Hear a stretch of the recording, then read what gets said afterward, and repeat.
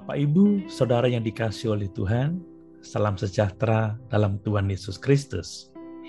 Mari kita merenungkan firman Tuhan, masih dalam tema prinsip-prinsip mengatasi kekhawatiran dari Injil Matius pasal 6 ayat 25 sampai 34. Pada kesempatan ini saya akan mengemukakan prinsip yang keempat, yaitu untuk mengatasi kekhawatiran, kita harus menyadari betapa kekhawatiran itu tidak ada gunanya atau tidak produktif sama sekali. Saya akan membacakan bagi kita Matius pasal 6 ayat 27. Demikian firman Tuhan. Siapakah di antara kamu yang karena kekhawatirannya dapat menambahkan sehasta saja pada jalan hidupnya?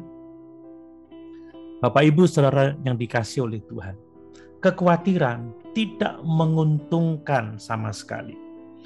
Tidak menguntungkan secara fisik, mental, atau rohani. Dalam Amsal pasal 12 ayat 25 dituliskan, kekhawatiran dalam hati membungkukkan orang, tetapi perkataan yang baik menggembirakan dia. Biasanya, kita mulai khawatir tentang sesuatu, dan kekhawatiran itu akan mempengaruhi seluruh suasana hati kita, bahkan juga seringkali mempengaruhi suasana hati orang lain. Selanjutnya kita menemukan diri kita mulai terjatuh dan menjadi putus asa. Kekhawatiran juga berdampak negatif pada kita secara rohani. Dalam Matius pasal 13 ayat 22, dalam perumpamaan tentang penabur, Tuhan Yesus menggambarkan benih yang ditaburkan di tanah dengan semak duri sebagai kekhawatiran dunia ini dan tipu daya kekayaan yang menghimpit firman itu sehingga tidak berbuah. Ketika kita terus-menerus khawatir, kekhawatiran itu menghalangi kemampuan kita untuk menerima firman Tuhan dan menerapkannya dalam kehidupan kita. Tidak diragukan lagi, ada banyak orang yang setia bergereja, mendengarkan berita firman Tuhan setiap minggunya, membaca buku-buku rohani yang baik, namun apa yang mereka lakukan tidak menghasilkan apa-apa. Kekhawatiranlah yang telah menghambat pertumbuhan rohani mereka.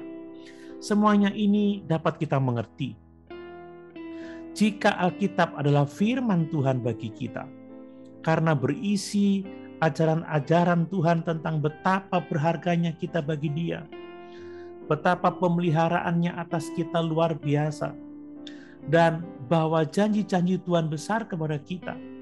Namun kita masih hidup dalam kekhawatiran, maka pada dasarnya kita menyebut Tuhan itu pendusta. Bagaimana firman Tuhan bisa menguntungkan atau menjadi berkat bagi kita jika kita tidak mempercayainya?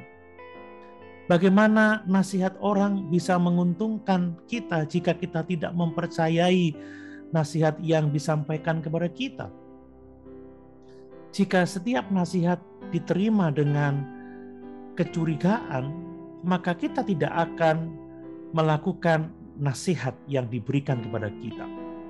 Dengan cara yang sama, kekhawatiran berarti mengatakan bahwa Allah dan firman-Nya tidak dapat dipercaya, dan karena itu Alkitab tidak mendatangkan berkat bagi kita.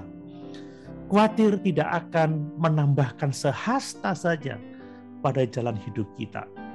Khawatir tidak logis, tidak produktif, dan berbahaya.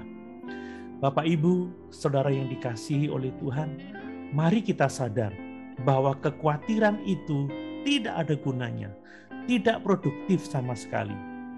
Dengan kesadaran bahwa kekhawatiran tidak ada gunanya, maka kita akan dapat menang atas kekhawatiran. Haleluya. Tuhan Yesus memberkati.